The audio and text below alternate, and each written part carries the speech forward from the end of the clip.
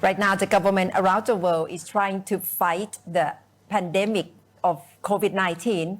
And what we can learn from the case of Taiwan, which has been recognized as one of the most successful place in fighting with COVID-19. And right now, we have Digital Minister of the Executive Yuan, Taiwan, Audrey Tang, is joining us. Thank you, Audrey, for joining us. Hi, Audrey. Hello. How are you?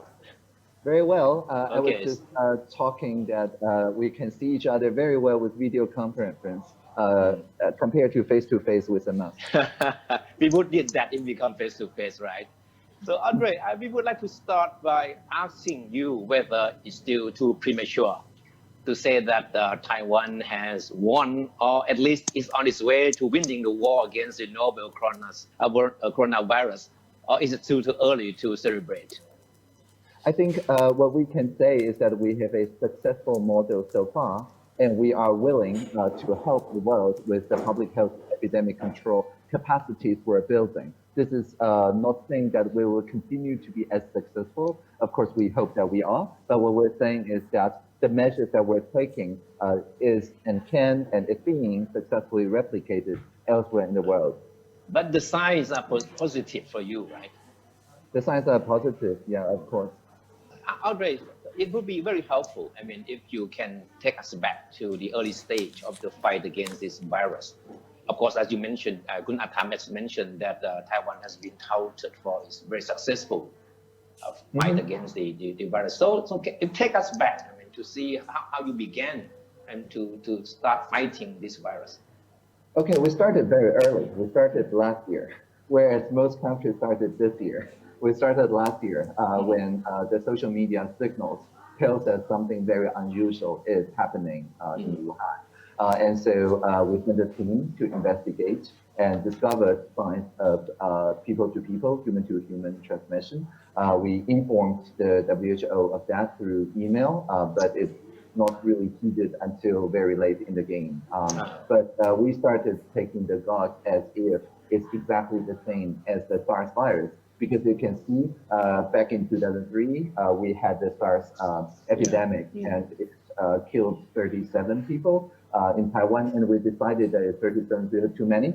So we have a mobilization plan, including complete legal and technical mechanisms and centralized decision-making and efficient integration and coordination, which is what we discovered after SARS, that what we needed all along. And so when this time happened, we treated, without knowing anything about the new SARS virus, that this is exactly the same as SARS. So we began very early on in monitoring at the airport, in making sure that everybody learns again about hand sanitation and mask wearing. Yeah. But starting early could also be a problem, because people might be suspicious as to why you need to be so strenuous with all these measures, right? I'm sure there must be some question from the public. Actually, for people who are above a certain age, who are above 30 years old, SARS is a collective memory, and it's a painful memory. And so as soon as the government says this has the potential of being a human-to-human transmission and mutation of cause, actually the people clamored for the government to do more. The people complained, but they complained that we're not doing enough. It's the other side of the problem. And so people complained that we should completely, for example, prevent air travel between the entire PRC and Taiwan, not just Wuhan, and things like that. And we have to keep it a little bit balanced. I see. So the people were there supporting the government from the very beginning. They're actually making sure that the government delivers more when it comes to anticipating the outbreak. Because in Taiwan, the social sector, the civil society is very robust, and we have a very thriving journalistic community. And so the journalists, just like detectives, serve as the early warning system. We rely on the journalist community to warn of the potential issues when it comes to the outbreak. And so I think the journalistic community, in addition to the NHI system, to the central coordination system, is one of the heroes of the Taiwan playback. Minister Audrey, it was quite early response to the virus. How did you manage in terms of communications to the whole country? And did you see it as the long-term strategy, or you saw it as emergency response in the beginning? Yes, so we have a comprehensive counter disinformation plan. And the plan can be summarized in very simple 3 words. It's called humor over rumor. And so we make sure that the Ministry of Health and Welfare has a spokesdog. And so every day during the press conference, when the Central Epidemic Control Center's commander, the Minister of Health and Welfare, answers all the press conference questions, and he leaves no questions unanswered. He answers everything, relying on journalists as a partner.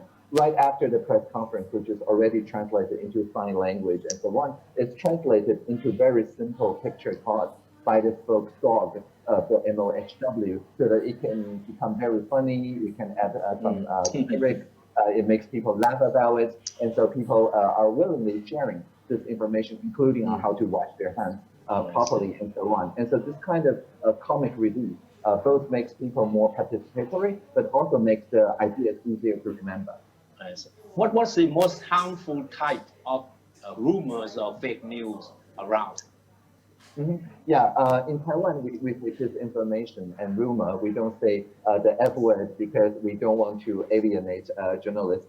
So the most harmful disinformation stems from the idea that somehow people can, for example, there was a trending rumor that says if you click share, you can get a box of masks for free, sponsored supposedly by a mask manufacturer. So this is a scam, actually, phishing at that.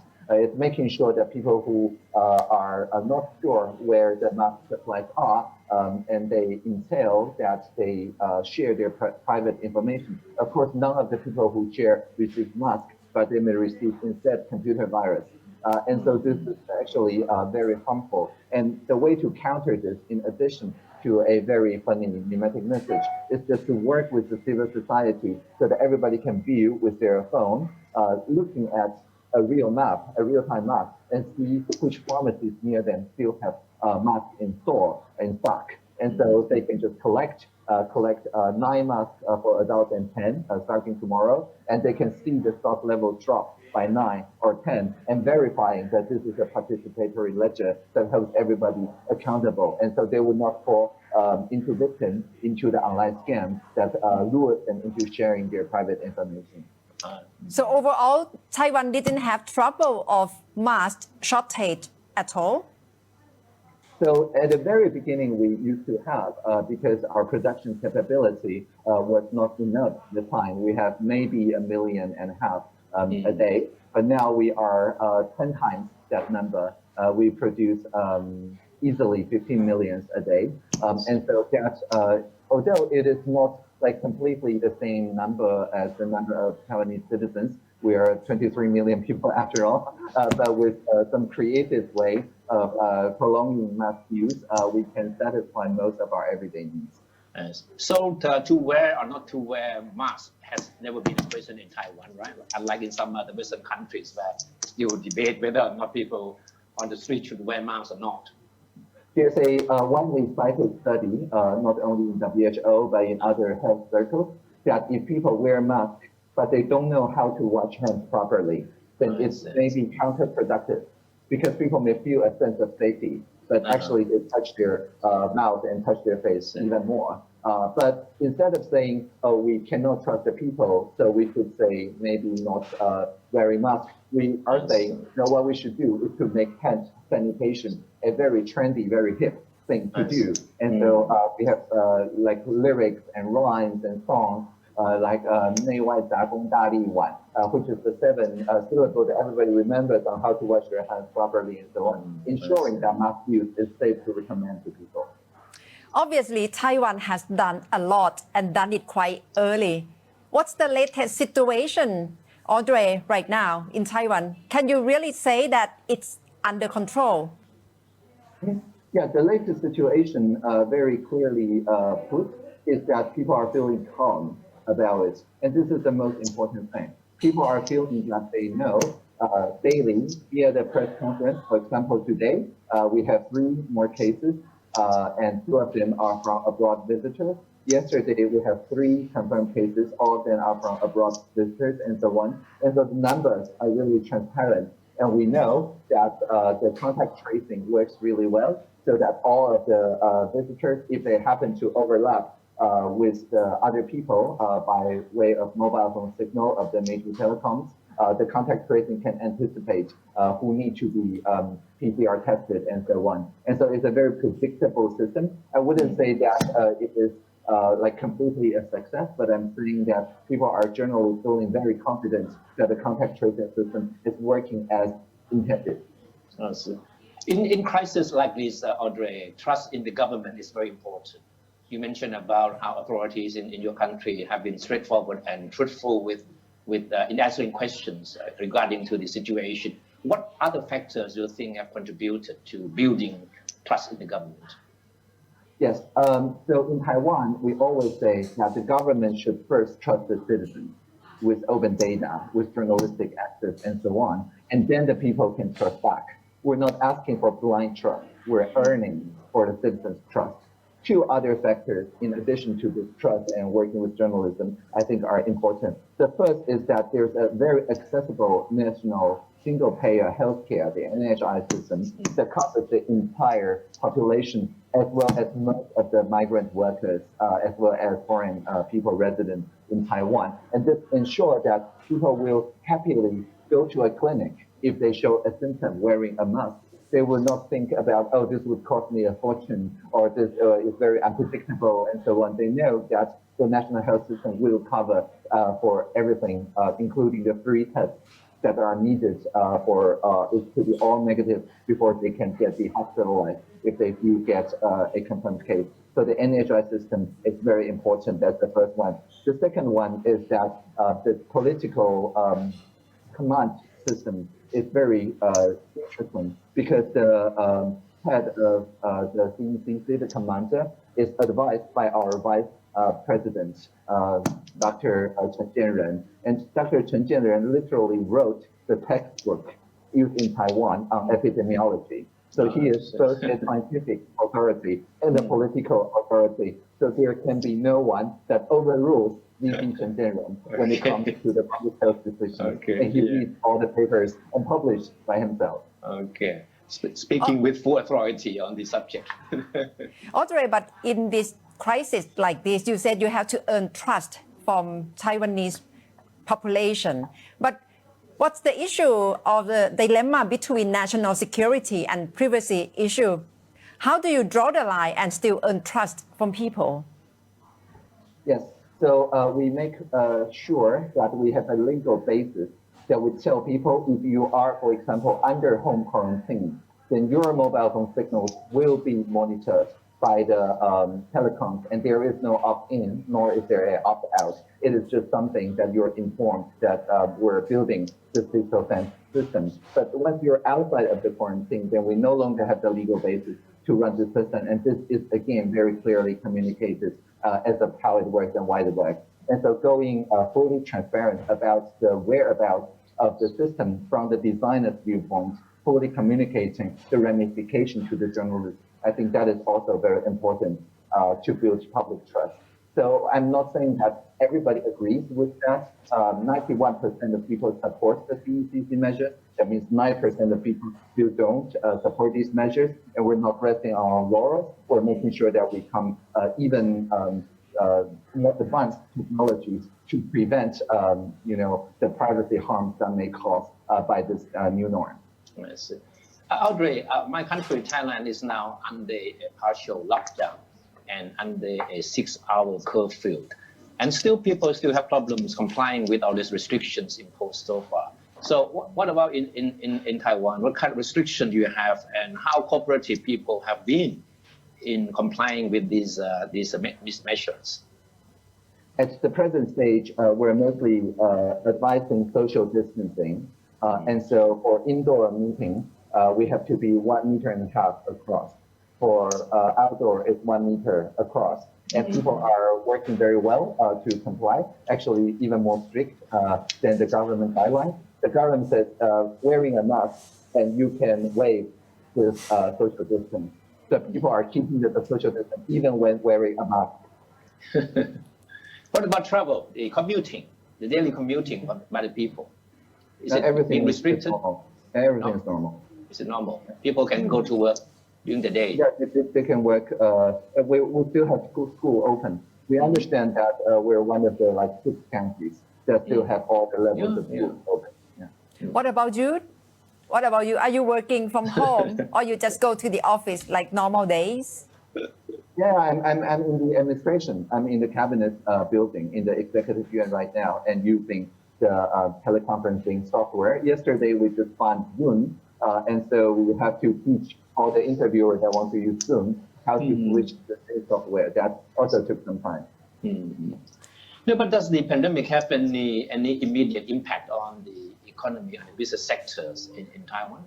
Well, obviously for air travel and tourism and everything that depends on the service industry, it's been very hard hit. And we've had special budgets that allocate a significant portion of the GDP to make sure that they can keeping them afloat, still in the air. When the coronavirus situation clears, we want to make sure that people, after taking this time, not entirely off, but use this opportunity to do digital transformation, to get used to the online kind of working. And then they can serve their original customers, but in addition to that, digital online customers as well. What kind of lessons from your experience that you think you can share with countries like Thailand? Yeah, I think clear and timely policy communication is the single best thing that we are sharing with the world, including a cute spokesdog, very important, and partnership with the journalism community, because the journalism community serves as the accountability branch that warns everything in advance. And do you still have press briefing? Go ahead. Do you still have daily press briefing nowadays to communicate with people? Of course, and sometimes twice a day. But mostly people look forward to the daily press conferences, and they can also type during the live chat in the YouTube chat room. What have been the more critical questions from the media community? Yeah, many media community nowadays are asking the Central Epidemic Control Center what is the worst case scenario? Are we prepared for a worst case scenario? Because so far we have only very lightly exercised this very advanced widespread community spread, and it's a bit of luxury, of course. But the media is also thinking that maybe we're living life in a much more true, relaxed manner. Civil society.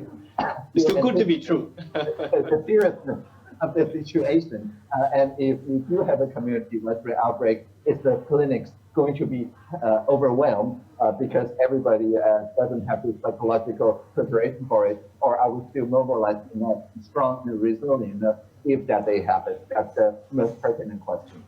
Audrey, you are digital minister. And how do you see the future of the world after this pandemic has finished? The future of work, future of economy, how do you see it?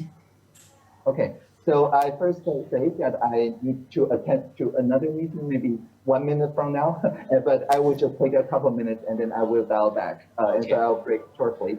But I think this kind of multitasking is unimaginable before COVID, right? If I'm in your studio, I cannot say that, oh, I have an emergency call, and then I will wait a minute, and then I will reappear magically in the studio. But because of the digital tools, this kind of multitasking is becoming the norm in everyday work. And so people are getting used to how to clear their preconceptions about, for example, video conferencing being very blurred, being very laggy, being very low quality. But now, as we can see now, it's very high quality, and I can see it perfectly. And so it clears people's preconceptions about video conferencing.